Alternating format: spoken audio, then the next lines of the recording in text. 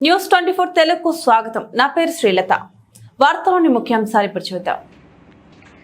వీర సైనికులకు మద్దతుగా ఎన్డీఏ ప్రభుత్వం ఇచ్చిన పిలుపు మేరకు శనివారం ఉదయం ప్రకాశం జిల్లా దర్శి పట్టణంలో త్రివర్ణ పతాకాలతో వందే మాతరం నినాదాలతో భారత్ మాతాకి జై అంటూ తిరంగా ర్యాలీ కురిషేడు రోడ్డు నుండి గడియార స్తంభం వరకు సాగింది. ఈ సందర్భంగా దర్శి తెలుగుదేశం పార్టీ ఇన్ఛార్జ్ గొట్టిపాటి లక్ష్మి మాట్లాడుతూ ఉగ్రవాదులపై పోరాడుతున్న సైనికులకు సెల్యూట్ చేశారు. మన దేశం అన్ని రంగాల్లో దూసుకుపోతుంటే పాకిస్తాన్ వంటి కొన్ని దేశాలు అభివృద్ధికి నోచుకోకుండా ఉగ్రవాదంతో అసూయతో కుట్రలు చేస్తున్నారన్నారు. ఎన్ని కుట్రలు చేసినా భారత్ తలవంచే పరిస్థితి లేదని, మన సైన్యం వారి కుట్రలకు తగిన గుణపాఠం చెప్తుంది అన్నారు.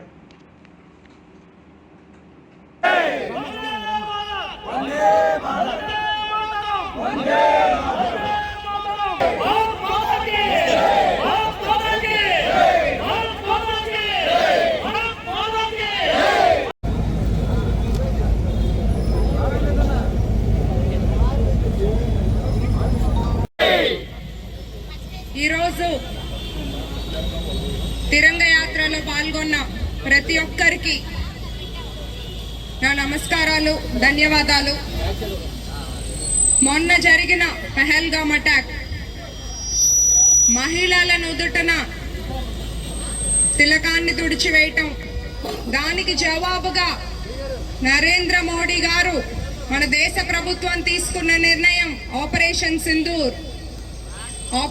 సింధూర్ విజయవంతం అవ్వడం, సైన్యాన్ని మహిళల కొలనల్ అలాగే వ్యోమికా సింగ్ మరియు సోఫియా కురేషి వాళ్ళు నడిపించడం చరిత్రలోనే ఇది మొదటిసారి. మన భారత శక్తిని, సామర్థ్యాన్ని ఉగ్రవాదులకు చూపించడమే కాక వారికి సమర్థించిన వారికి కూడా మన శక్తి సామర్థ్యాలు చూపించాము.